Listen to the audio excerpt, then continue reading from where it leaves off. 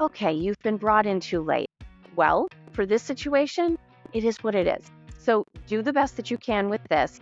But if you continue on that learning journey, the takeaway is not scolding those nasty business decision makers who didn't call you up soon enough. No, the takeaway is build those relationships proactively so that you're having the conversations to know when you should say, okay, this one I probably don't need to follow up with for 5 or 6 months. This person I need to keep an eye on because I can tell they're right on the edge of starting a sourcing project. If you own it, you have the option to take control over it. If you leave it up to somebody else, then you kind of deal with whatever they give you. But it's that philosophy on staying positive, making the most of what can be done.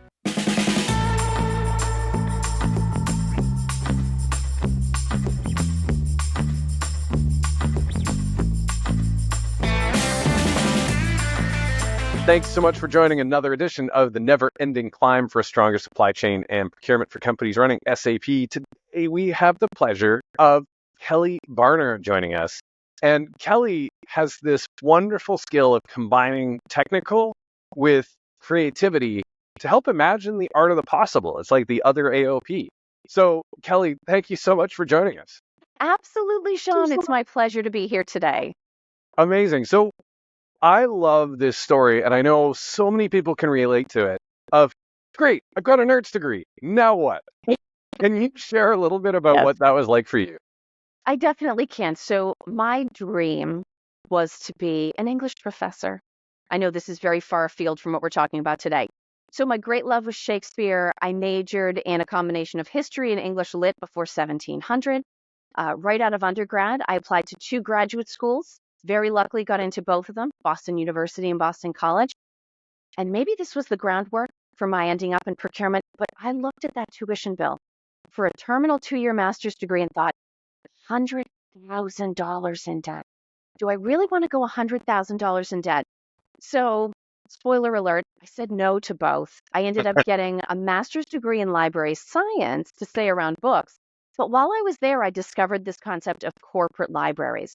And that set me on the business track. So I ended up working as part of a global knowledge management program, starting to pursue an MBA, getting laid off from the knowledge management job, but actually having the MBA save me and have me offered a job in not for resale strategic sourcing. So that's how I ended up in procurement. I managed hundreds of grocery store locations up and down the East Coast, all focused on hired services. So some of the serious stuff and a lot of the ooky stuff, pest control, snow removal, uniforms, security guards, floor cleaning, all of those things. Um, did that for a couple of years, and then I got the opportunity to jump over and be a consultant, which allowed me to both work across industries and company maturity levels, but also to get my first foray into supply chain, working a couple of years then for Conway as part of their procurement transformation. They were eventually bought by XPO. But it's amazing how a series of decisions can take you one day from studying Shakespeare to another day talking about supply chain. And yet somehow it all made perfect sense each step along the way as I was making those choices. I love that idea of how, it perhaps was meant to be, and how that mindset of, hey, we'll roll with this, and Yes, and how you can discover and learn and route finding and navigating your way through all of these different changes and opportunities to create something really cool. Can yeah. you share a little bit about how you think about life and challenges and the mindset that helped you through to this amazing location and career that you've had? Absolutely. So, 2 things on that. Sort of my personal mantra is carpe diem, right? Every day, get up, give it all you've got, but most importantly, keep moving. And the other thing is actually something that I've always carried with me from one of my senior year Shakespeare courses in undergrad is that, comedies start bad and end happy. Tragedies start happy and end bad. Every character does not know what kind of story they're in. So, for instance, if you swap Othello and Hamlet in their plays, you get 2 very different endings. And so, what it comes down to is you, as the main character in your own story, have to make those choices based on some sort of assumption about what kind of play you're in. And from my perspective, I've made the choice always to assume I'm in a comedy. Sometimes I was wrong, sometimes I was right. But to me, if you just keep moving and make the most of each small situation over the course of your life, over the course of your professional journey, hopefully you do find your way to that happy ending.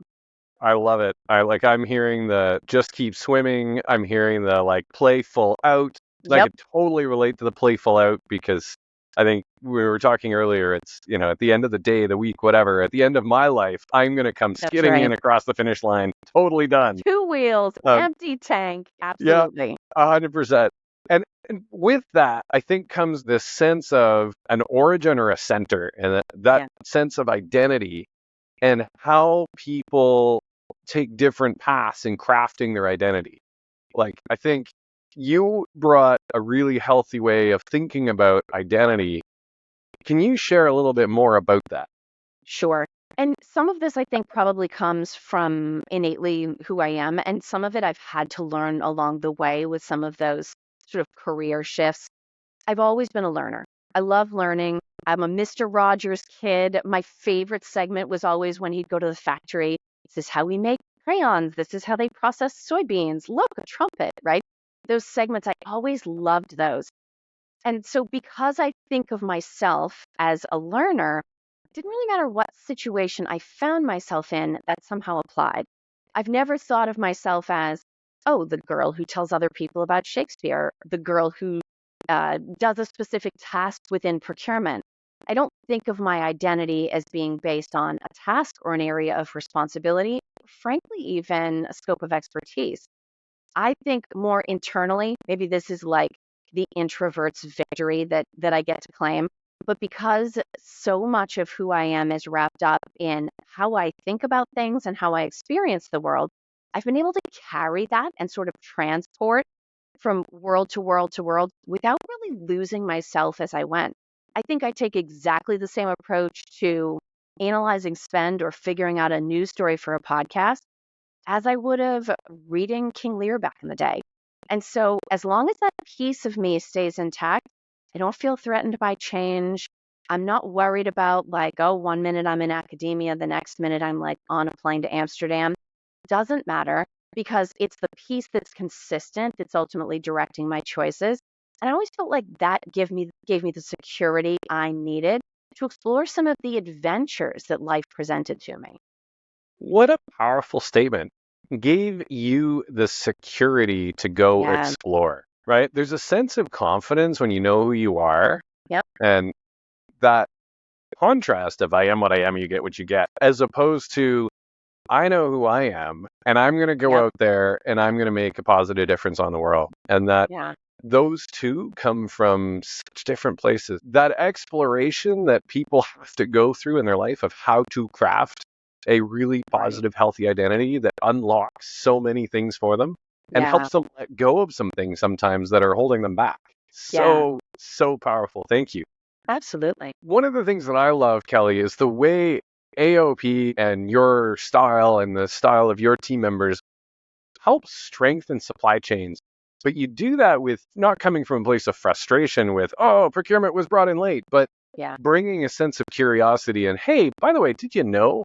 Can you share a little bit more about how you see that approach helping more teams Sure. with something really tricky? Yeah. So I think the big thing is the whole leadership team at Art of Procurement has practitioner experience, right? Myself, Philip Idson, Helen McKenzie, we've all been practitioners in different industries. We've been consultants.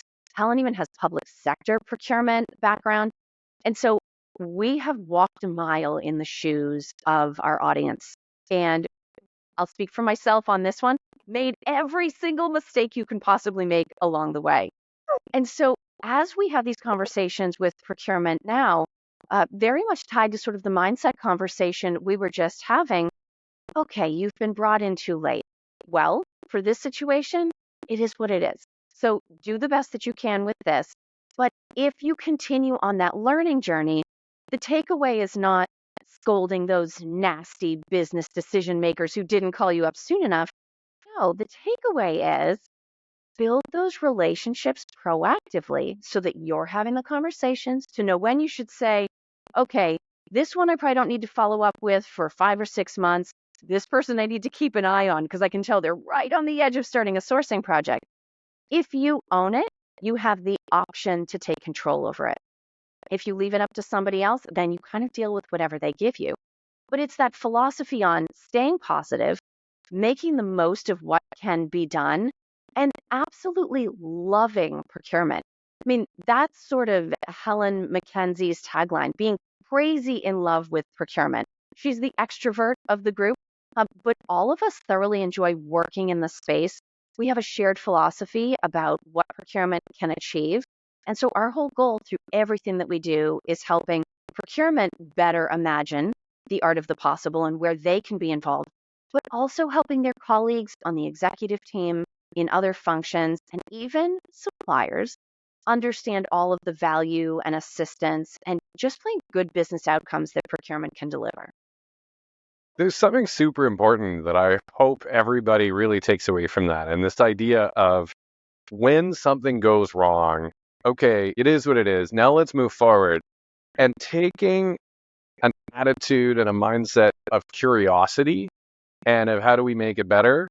And if you find yourself getting frustrated, you can just stop and go, whoa, whoa, whoa, where's this coming from? What's behind this? And why was I frustrated? Because it usually means that there's something that is holding you back. Yeah. And that attitude that Mhm. you bring when you're curious, it's so hard to get upset with. Yeah. And it's ultimately solution oriented. And There is. sometimes the solution is external, sometimes the solution is internal. Yeah. And really, the key is in knowing the difference because a situation can be very frustrating. If you take that out on a supplier, if you take that out on a stakeholder, guess what? You don't get a happy ending. But if Yeah. you can separate what caused the situation from the situation itself, to me, you can get sort of a double win because that gives you the opportunity to hopefully get to a good resolution on your situation, but to take a step back, like, okay, could I have prevented this? Yes or no? What are the things that I could have done? Where are the areas in my life or in my work where this same thing is about to repeat itself? And how can I get in front of it? So we can't go through any of these processes rote. We can't work in any of our systems rote. We have to be thinking all the time. And to me, it's not about trying to control anybody else's actions.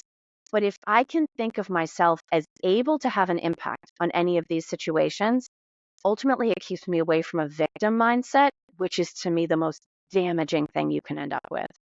It's so toxic. So toxic. Absolutely. Yes. So, Kelly, as we think about landing the plane here, if there's something that you hope every procurement and technology leader can take away from our chat Mhm. today, what would you want them to remember, say 6 weeks, 6 months later? I would say in the world that we're living and working in right now, it is constantly applying critical thought. My poor kids, they're like my little guinea pigs on this philosophy. They'll come to me and they'll say, "Oh, guess what I just saw go by on social media?" And my response is, "Who shared it? Why did they share it? Is it new? What's the date on that?" So always questioning, not to be the person that's like always pushing back on other people, but okay, what is the truth? And to an extent, I feel like I don't know, sort of the clickbait approach to news and media has definitely entered our business world. I think we Yeah. see it on professional platforms, and it can affect the way that we have relationships with people. It can affect the way we make or empower decisions in ourselves or others. And so to me, it's having sort of an always on critical thought process. How can I make this better? Is this really the truth?